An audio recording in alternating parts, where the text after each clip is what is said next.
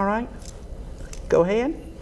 Now we're talking about you. This is your definition of you, right this moment, because I chose that, arbitrarily, because we're just trying to make a point, and how that if we were listening, and if we could be present, and I think it was Ralph Emerson that said it last week, but and he's saying it too, it passes so quickly, and if we could be aware. But that thinghood, there's so much, oh gosh, Tori, that cannot penetrate. Is that what he said? Give it to me again. There is so much that can never break through the crust of thinghood. Okay, go ahead. O fragment of mica, it was while contemplating you that I first understood that I is not something in me. All right, stop right there. Now give me that back. Just that part.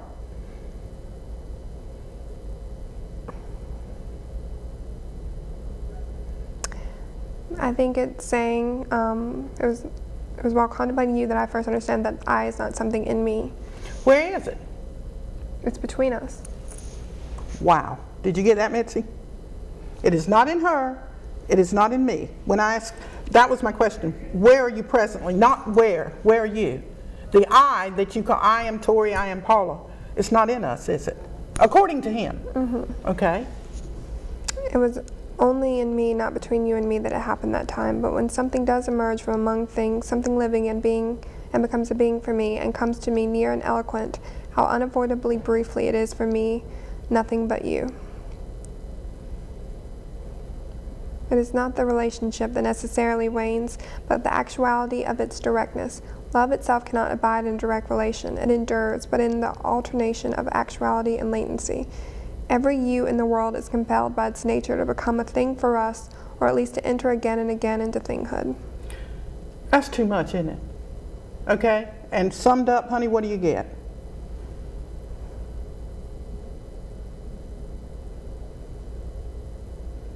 And I'm driving this point home because of the present. I'm driving this point home because of our little paper here. I'm driving it home because if you keep looking back into the past or into the so-called future, how can you possibly experience the unwavering, and I think he said serious truth. Mm-hmm. Listen, the unwavering truth, it's not going to change, regardless of our ideas on it, that you are, in fact, going nowhere. Well, I mean, obviously that relates to what he just said, because he's saying that whatever it is between you and I, me and you, not Paula and Tori, doesn't stop with you and I. It's in between us, and it endures past us and beyond us. So it's a more universal way of saying that. Yes. And the last, there's nowhere else to go but where you are right now. Are you passing through it, or is it passing through you? It's not for me to say. I don't know. Very good. Shut up. I don't know if it's good, bad, or indifferent, or ugly. We are going to go into astrology now. Okay. We're going to tackle astrology. And the way that we're going to do that is, I'm going to start with the fact of you being Gemini. Mm-hmm. Gemini. And the Gemini dates, do we have those to pull up on the camera? So that for people who are not familiar with their various signs. And I do want to, while I guess Sandy's trying to pull it up, but astrology is not, well, of course it is, a pseudoscience. There it is. Okay. If you can find your self during and through those particular dates, then you will have an idea of why I'm going to say what I'm going to say. Astrology is not, but it is, a pseudoscience that is interlocked with fortune telling. It's impossible to tell the future any more than it's impossible to relay the past without embellishing it. We're either going to make it grander, or our position in it, or worse, depending on our moods and the situation and who we're talking to. Mm-hmm. Okay, now you can make predictions like they do in the hog market when they say that hogs are going to sell for such a amount, based on what has happened, but that doesn't necessarily mean that that's what will take place. So with astrology, you being born under a certain configuration, a pattern, if you will, of stars in the sky at the moment that you were born. Because, as I'm trying to show just within this hour, that everything is connected, intricately connected, we cannot dismiss the stars and the way that they were forming at the moment of your birth. Now, when you were born, the moment that you were born, and Tori, you were born 11:44 p.m. That would be 46. Okay, 11:46 or 44. It's Tanya. That's 10:44. Okay, I apologize. See, I can't even call that right. But anyway, you were born. I was 2 minutes off. You were born at 11:46 on June the 9th, 1986. You got that right. Okay, June the 9th, 1986. Boy, I'm off of this, isn't it? At 11:46 p.m. Now, at that moment, at that precise moment, and with all of you, every single one of you, when you were born, you took your first breath at a certain time and dispensation of circumstance and events. A lot of things were going on in the world, but that's as much as we know, the things that were going on in the world. But there was much more going on in the galaxy, and then beyond the galaxy, whatever that is. But we are so used to making our lives so minute and so personalized that this is all that occurs, but so much is happening at the same time.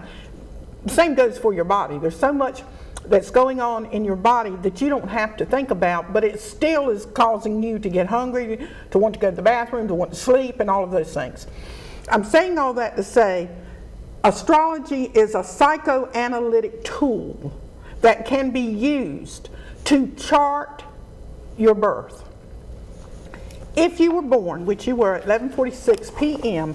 on June the 9th, 1986, there was a certain configuration in the sky. I think it looked like that too.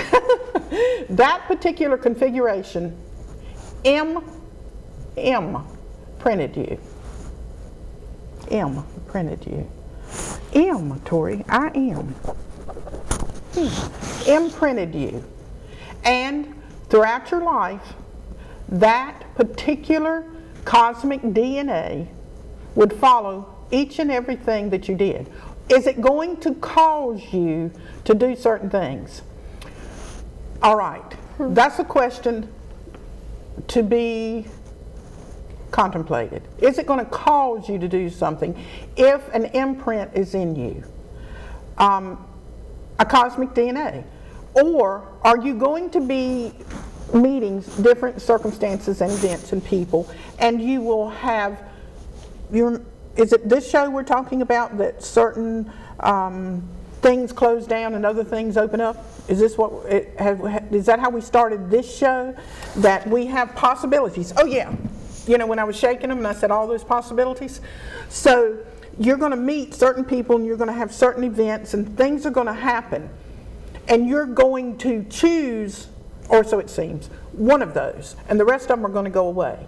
So when people say astrology and the stars force you or cause you to do things, that's not so. Now give it back to me what I've just said so far.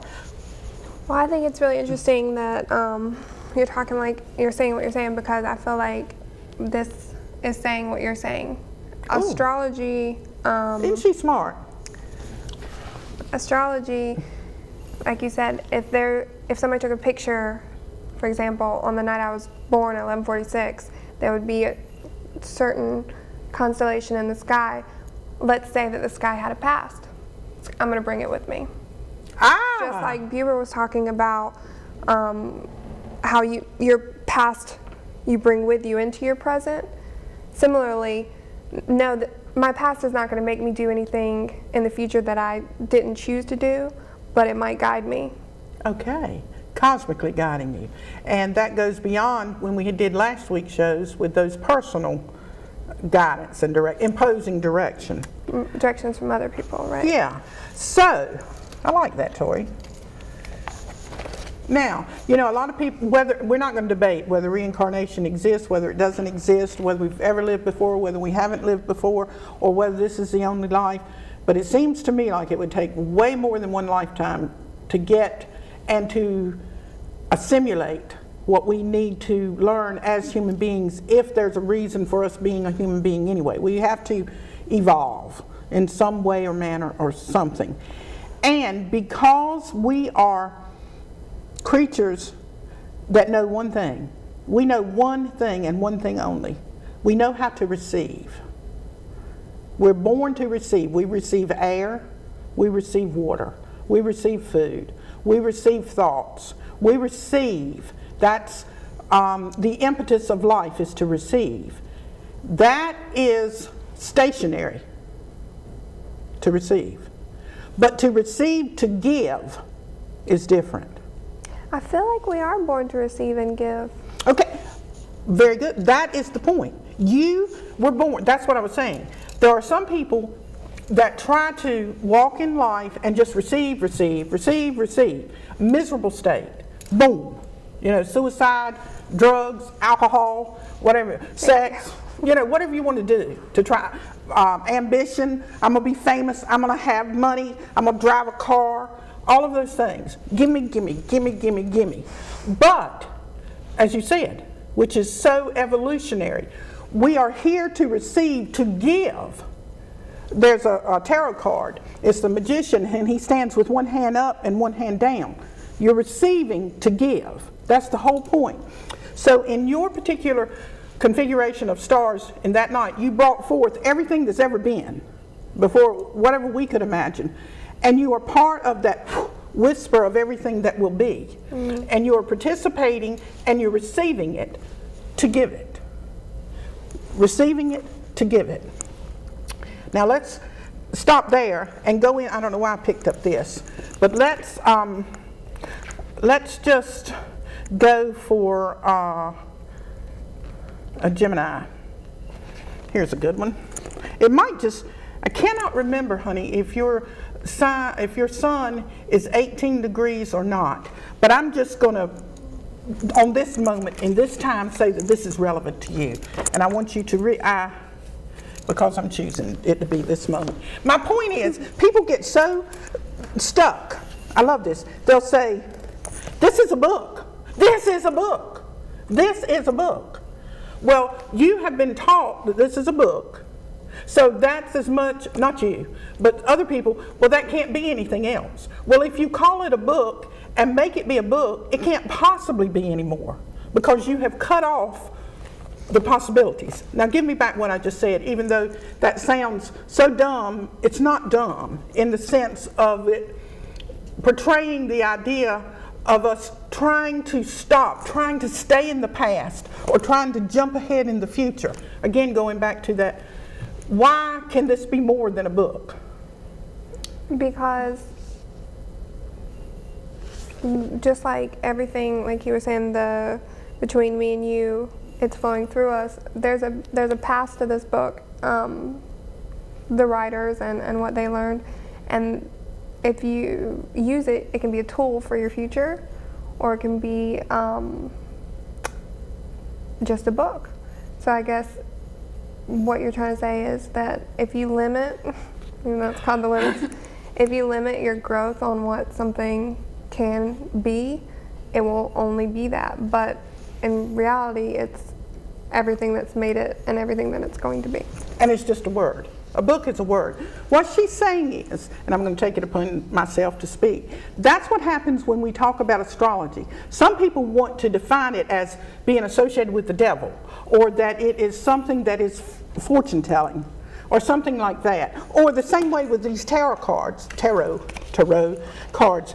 Some people go as far as to be leery of these cards, not recognizing that they are pieces of paper at the very mundane level. No, the pieces of paper with art that symbolically stand for something, just like the cross stands for something. Mm-hmm. You know, we all identify and gravitate towards something, as you're talking about, from our evolutionary past that has brought us to this place for us to carry on. So astrology, taking the term astrology and saying that you can learn nothing from it, or shunning away from it because you have taken some verse out of the Bible and interpreted it so that it could justify and substantiate something that you already believe, keeps you from growing, the limits to growth. You must be able to discern. I think the Bible does say, truth discerns. You know, you're able to do that. So anyway, read that, how about that? The hangman. The two Chinese men are speaking Chinese in a Western crowd. Even though these Chinese men may be able to speak English very well, it may not necessarily be their native tongue or their preferred language. In a Western crowd, they are foreigners. However, as there are two of them, they have somebody who shares a common language, thoughts, and ideas, and they may feel totally at home. This symbol shows that even in complex groups, there is an attraction towards people who have cultural or mindset similarities to ours. This could be about looks, nationality, ideas, language, or even social status. All right, give it back to me, honey, in simple terms. What did you just say? Well, this is saying that two people, if they have common ideas or thoughts, like us, we can feel at home even amongst a crowd that doesn't understand. Okay, and so we're not offended. You know, a lot of times that's why I want to drive that point home. If I feel something, but somebody else does not feel that, why would I be offended that that person didn't feel the same way as I? Give me the motivation that would be there for me to feel that way. Well, that goes back, I think, to the last time that we were talking about. It's just perceptions. You want to perceive that that person feels like you're going to feel the same way they do. And if you don't, oh, I hope that you're not offended that I didn't feel like you did, because that means something else, because my idea of myself is that I am right. So is that prince on your back with the rooster from the last show? Mm-hmm. You're trying to make certain that the idea that you have of yourself is generated and that it is perceived in a good light. Mm-hmm. Why is that necessary? It's not necessary. It's something we do to ourselves. Okay, so it's a burden? I love that card. Okay, I don't want that anymore. What I want, let's take some Bible. Since we're talking about astrology, let's get some Bible.